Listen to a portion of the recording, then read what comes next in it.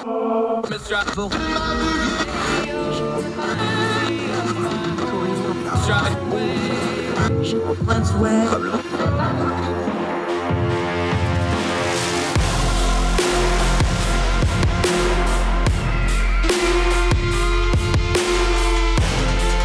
your host, Andrew Donaldson. This is Heard Tell.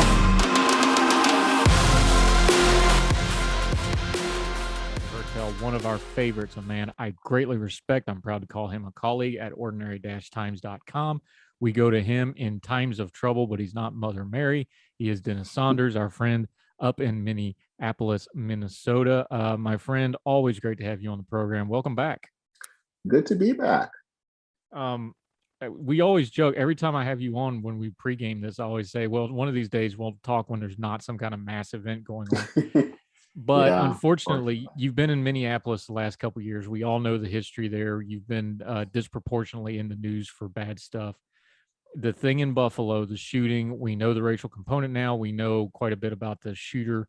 We covered on Heard Tell. I didn't use his name, but we read every single name of the victims, including the wounded.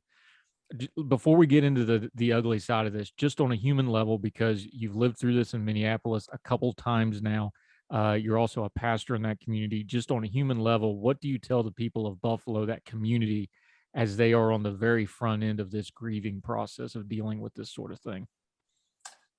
I guess you tell them that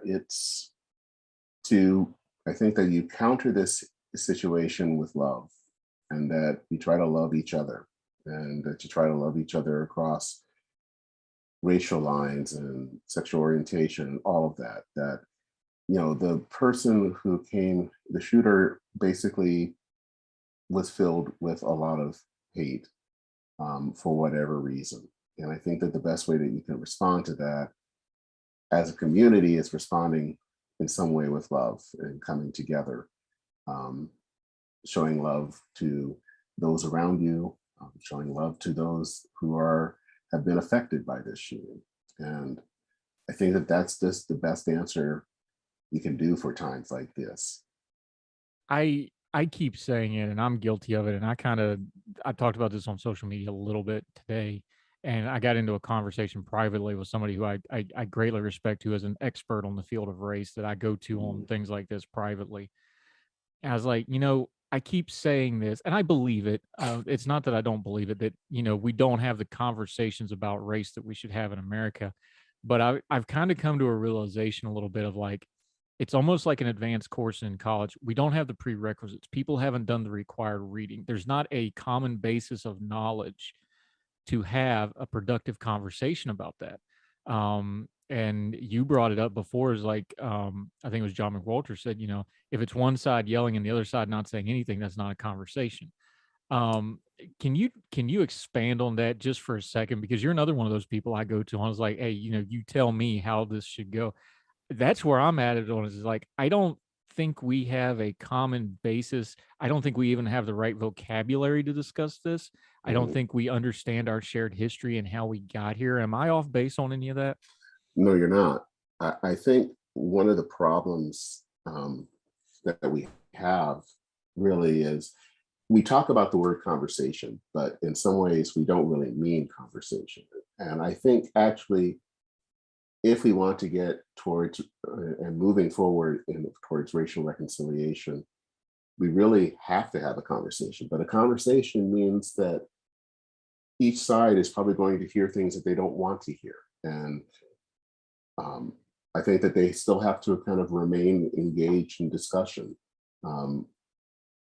This is an issue that is always going to bring a lot of dredge up a lot of bad feelings. And to me, the only way out of this is through it. And to do that, we have to have an honest discussion. And I think, the other part of that is, we have to also be able to see each other really as having a shared destiny. We're Americans together. We may come from different walks, but at the basis, we are who we are. And I think one of the problems today is that we act as if the other side comes from another planet. And as long as we think that way, we don't think that there is something that grounds us together, we're really just never going to move forward. I wonder, and this is going to be a touchy area, so you stop me if I get too far afield here. But I Okay. just want to, I got to talk about this, because it's just, we cover it and we write about it, but we don't talk about it. I know we need to talk about things like great replacement theory. I know we need to address the wide spectrum of prejudice, especially when the prejudice starts turning into out and out racism. I know we need to nip those things in the bud.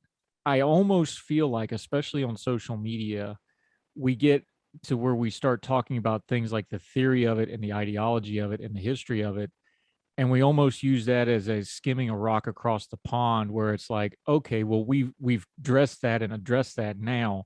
But it's almost like we just use that as a skimming of the layer, and we don't actually get into what's going on underneath it, because we can go, oh, well, it's this bad theory. And if we just got rid of all the media outlets with all the bad theories, that's going to solve this problem. And I don't think we ever address the fact that, no, this is a human heart problem. This is a broken soul problem. This is beyond legislative and this is beyond policy. That's where my frustration is starting to come with this. Is that off base, or is that something that's shared by other folks, do you think? No, I think it is. I think, one of the problems I think has been that we see this as solely a political problem. And it's not simply a political problem. And where we see this kind of people engaging in these activities, there's a lot of things going on here. Some of that is economics. Some of that is people who feel disconnected from society. And part of it is also, as you would say, a heart problem. There's this sense of kind of twisted um, ethics and twisted emotions. And this is really a time period where we need to see other institutions stepping up and taking a part, especially in civil society, especially the church, that need to be able to reach out um, and be able to kind of build bridges, especially with people who may seem like they are very much loners, because there had to be, with the shooter, you have to wonder, was someone paying attention to what they were looking at online? Were they someone that had people to talk to? It doesn't seem, it seems like we have the society, but we don't really pay attention to one another until something like this happens. And by that time, it's almost too late. Yeah, talking to our friend Dennis Saunders. Um, I thought back to some other shootings we had. The Charleston church shooting really always bothers me, because he came in and sat down. Like, he was there for a while. He talked to those people. He looked He was them in there the for a eye. Bible study. Yeah, like Supposedly. you know, eh, eh, the brokenness to be able to sit there. Like, it's one thing to go in and just see people as targets. I know that's dehumanizing, but I can kind of get my head around that. But like, somebody to do something like that, and then you have this individual who, by his own admission, if we take the words that he wrote down as fact, and I have no reason to discount them, he took the last 2 years and purposefully stewed and marinated himself in this hatred stuff. I know everybody wants to go, we need to do something so this never happens again. I don't know that there's a whole lot we can do about that. Because if you've got somebody that just wants to silo themselves off from the world like that, and then they eat up all that hate, and then they make a plan like this, and I know there was the mental health flags that came down, and we can talk about that in a minute. But as far as the radicalization part of this, where his prejudice turned to outright hatred, which turned into racism, which turned into murderous intent, I just don't know that there's a whole lot we can do about that. And it's like, it's taboo for us to say there's not a lot we can do about that. But that's what it feels like. Do you feel differently? I mean, I don't know how you solve that problem. I don't know. I mean, I agree with you that I don't think that there is one simple solution. I mean, obviously, whenever things like this happen, there are people who say, if we just had better gun laws, this would go away. And I'm not opposed to that, but I don't know if that would be the thing. And, I think part of it also is that as a society, we're not good at dealing with the problem of evil. And I don't want to go as far as to say that some people are just plain evil, but there are people that engage in evil acts, and we need to kind of deal with that. There is this thing out there, and sometimes it is not so easily solved. There's no way, it's not always a public policy issue. I don't know if I would go as far as say that there's nothing we can do, but when you're dealing with something like this, I think it's hard. I think it's very difficult to find something to do. I'll ask this question as a philosophical question because I kind of know the answer, but I think we need to address it. Why is it that when people, if you don't want to go so far as to say people are evil or inherently evil, although I believe they can be, let's just say they embrace evil or they've made a decision to be evil. Why does that always seem to manifest with things like race right off the bat? That seems to always be the bottom of the spiral when people go down that road. Why is that? Because it's easy to deal with the other. It's easy to try to make the other the bad person, whether that's someone who's Black, whether it's someone who's gay. That's kind of what it is all about, is that there's something going on with them.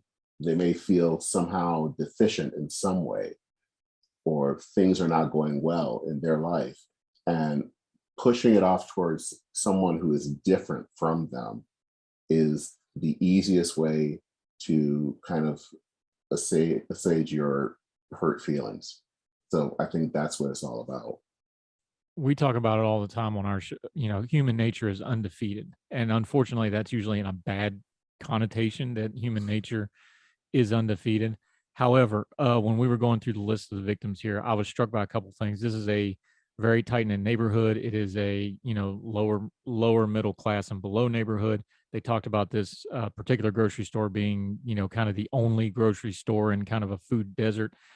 I was struck when they listed the names. Every single one of them went to such and such church. The one lady, one of the younger people killed, was 32 years old. She was there helping her brother during a bone marrow transplant, just happened to be there for stories like this. We know about the security guard now.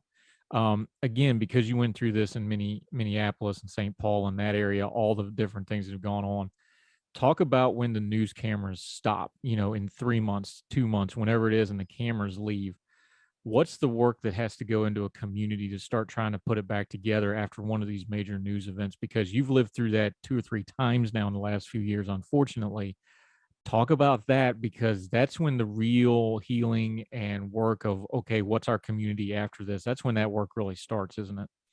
It is. I think some of it's going to have to be mental health care professionals that are going to have to be on hand. Part of it is probably doing a lot of honest talk about race, because obviously this is not a surprise that it's still a problem.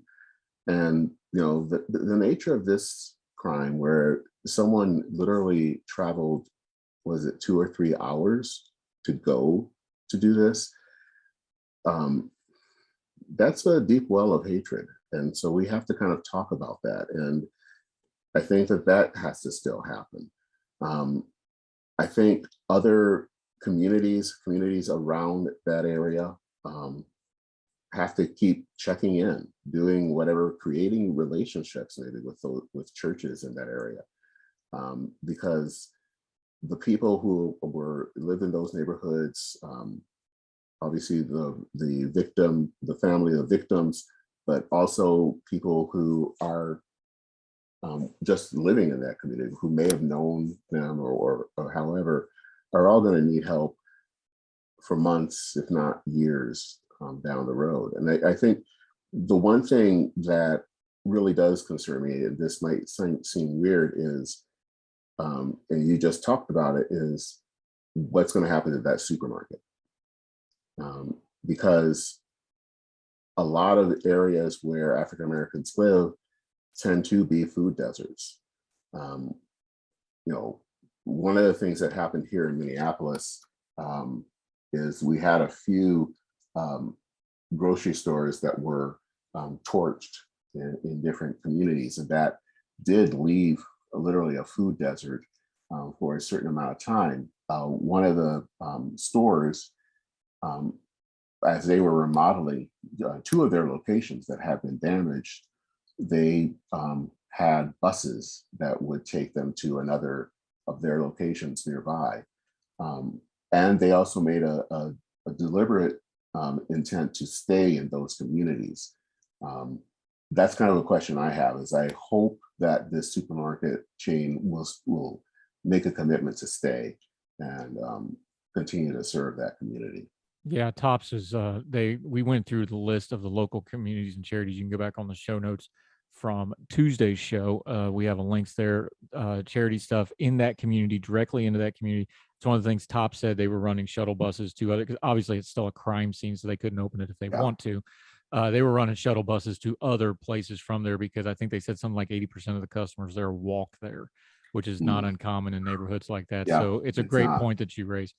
Dennis Saunders joining us. This is a grown folk talk. It's a tough talk, but that's why we bring Dennis on, because we can ask these hard questions and try to hash them out. We're going to take a quick break, come back. We'll continue to talk about Buffalo. Also talk about some writing that he did before the Buffalo thing happened, based off his, why aren't our politics going towards the big tents? Why are they getting more defined? We know there's money involved and power involved in that, but there's real world consequences of that. Is this one of them? We'll talk about that more with our friend Dennis Saunders on Heard Tell right after this.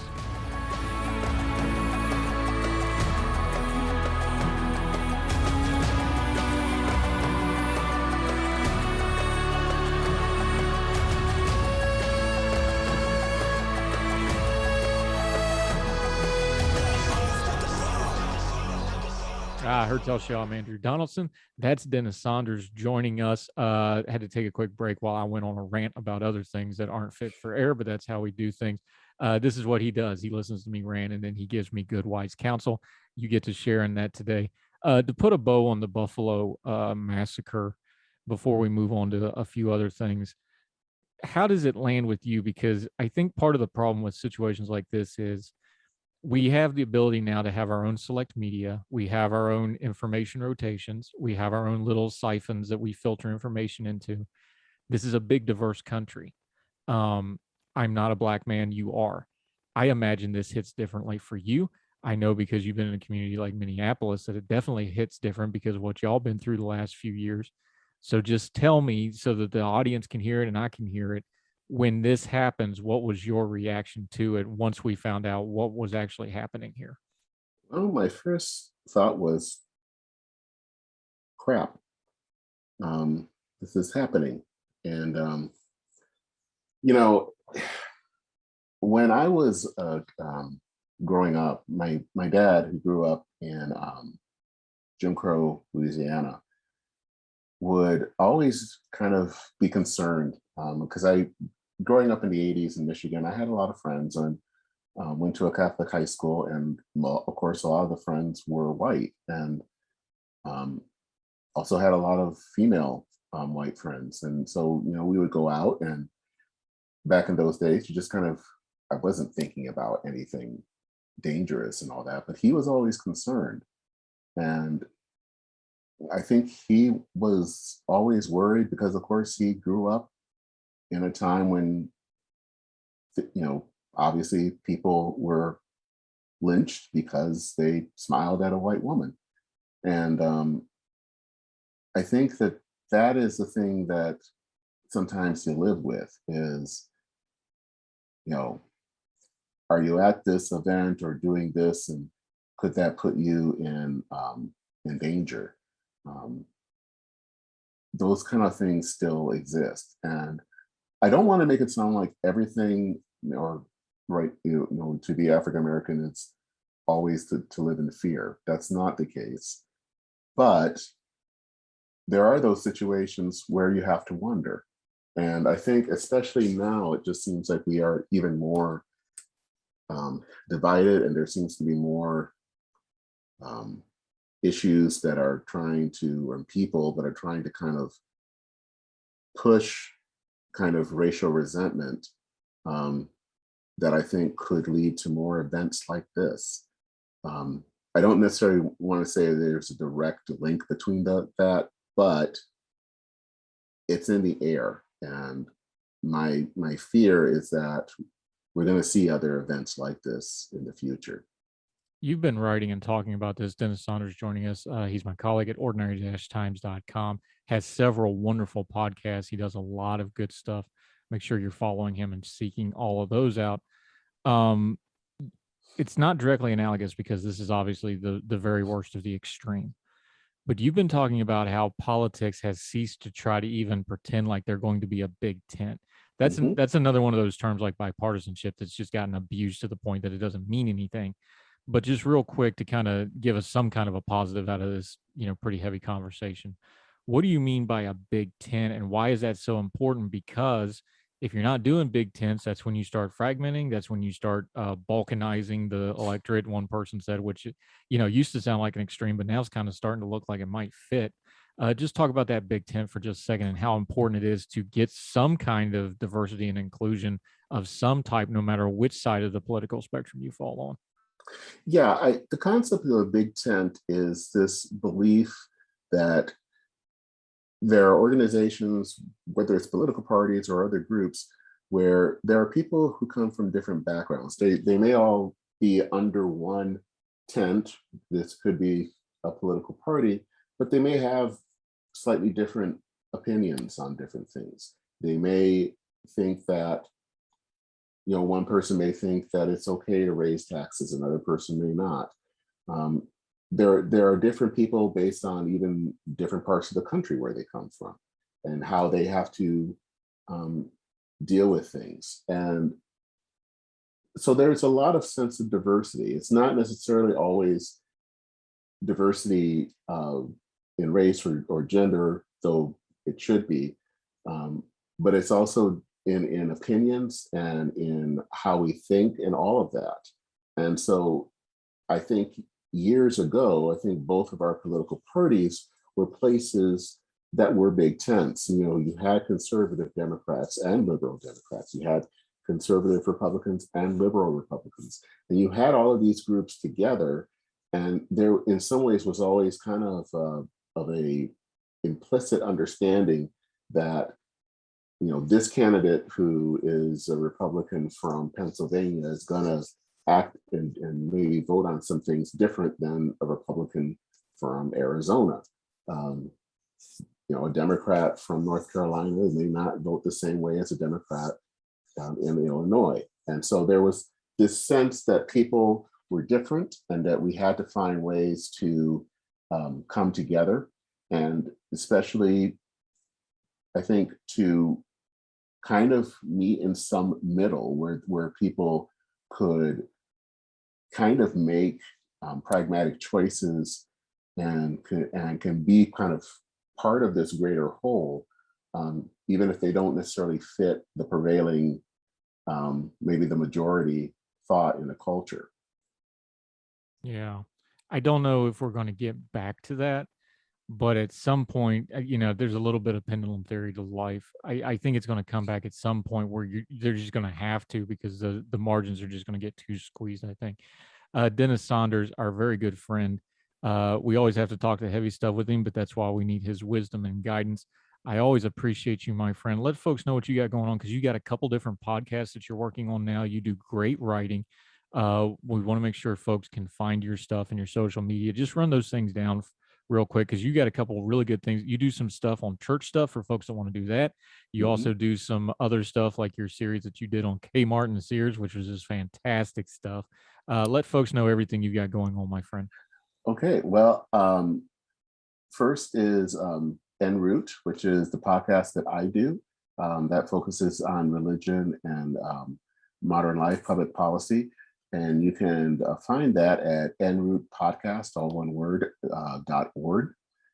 The other thing is you can find articles that I've written on Medium, and that can be found at Dennis Sanders, all one word, .medium.com. And then finally, I've been doing something called Church in Maine, which is a Substack letter. And hopefully I will be doing a little bit more writing specifically on kind of where religion and public policy are working. One of the articles I'm hoping to get out this week is one about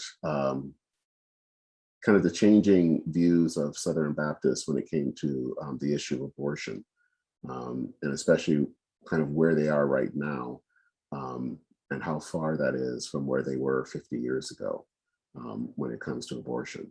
So, and then one final thing is, you talked about another church podcast, is that I am doing one that is called Preparing for Sunday. And I'm someone that it's basically a podcast where we look at a verse that's coming up Sunday and just basically ask some questions. And so that's kind of all the things that I'm doing right now. Oh, that's it? That's all you're getting done? Yeah. Slacker. No, you're a hardworking dude. We appreciate you. Always appreciate the time. Always appreciate your opinions, my friend. Dennis Saunders, Denman. You'll see his handle there on the graphic if you're watching on YouTube, and we will link to all those podcasts in the show notes. Thank you so much for the time, my friend. Always appreciate you. You're welcome. We'll see you soon. Thank you, sir.